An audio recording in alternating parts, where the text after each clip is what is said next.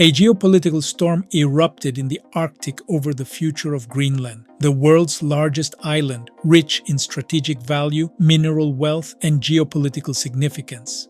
What began with renewed US interest in purchasing the territory has escalated into a conflict of competing visions between the United States, Denmark, Greenland itself, and an increasingly alert European Union. At stake is not just control of a sparsely populated Arctic territory, but the future of NATO unity, European security policy, and transatlantic relations. Greenland has been a Danish territory with vast autonomy, but the acceleration of climate change has made its strategic location far more consequential for global security. This convergence of interests has now placed the island at the center of an unprecedented diplomatic dispute. US President Donald Trump has articulated a forceful vision. He insists that Greenland must be in the hands of the United States. According to the White House, US control is essential for national security, citing threats from Russia and China and the need to solidify defense infrastructure in the Arctic. The island's resources, including rare earth minerals critical for advanced technologies, add an economic dimension to these strategic arguments. Trump has been blunt, stating that anything less than US control is unacceptable, and urging NATO to support this goal. He has backed this rhetoric with hints that military options remain viable if diplomatic approaches fail. American officials have even said that military involvement is always an option, language that has alarmed Washington's European allies. Whether intended as leverage or a genuine policy stance, this posture marks a dramatic escalation from earlier US interest in Greenland, dating back to discussions about buying the island in 2019. The response in Copenhagen and Nuuk has been swift and unequivocal. Danish Foreign Minister has described the US position as a fundamental disagreement with Denmark's view of the island's future. The Danish side stressed that Denmark and Greenland are committed to territorial integrity, the right of self-determination for Greenlanders, and cooperation within the NATO framework, but not ceding sovereignty to the United States. Greenland's leaders have gone even further, emphatically rejecting the idea that Greenland is for sale under any circumstances. The island's government has repeatedly declared that its fate should be decided by its people, not dictated by external powers. This sentiment is echoed across Greenland's political spectrum, where leaders have stated that they want to be Greenlanders first, not Americans or Danes.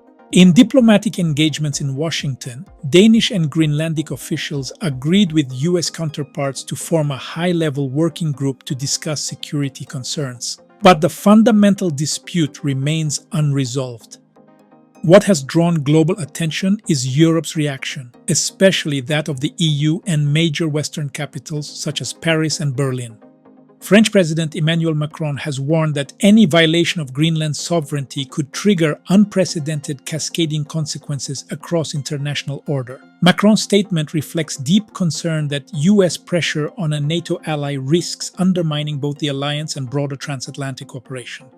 From Berlin, German Defense Minister echoed this alarm. He argued that a unilateral US takeover, if it were even seriously attempted, would endanger NATO's existence as a collective defense alliance.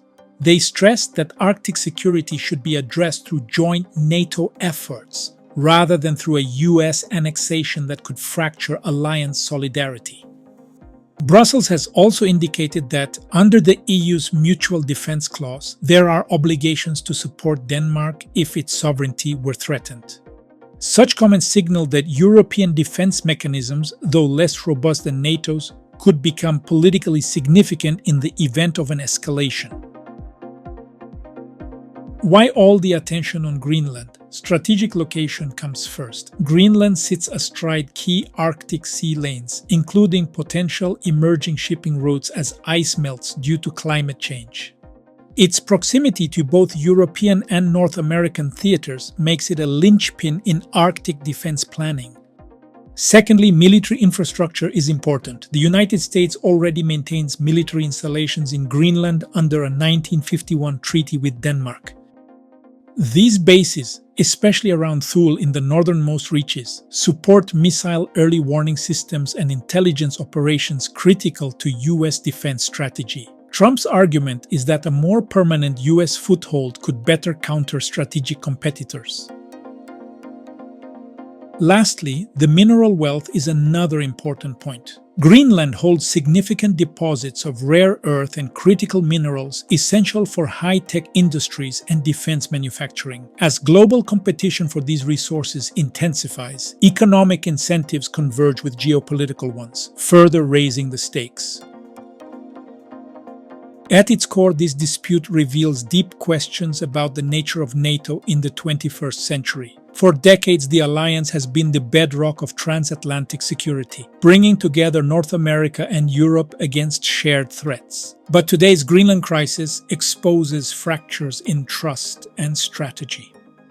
European members warn that if the US were to pursue territorial ambitions at the expense of an ally's sovereignty, it would not only jeopardize NATO's legitimacy, but also call into question the alliance's very purpose.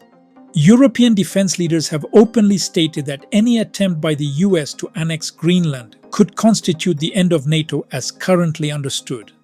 This doesn't mean Europeans are preparing to fight US troops, but it does suggest that political solidarity with Denmark and potential military cooperation under EU frameworks could be mobilized to deter American unilateralism.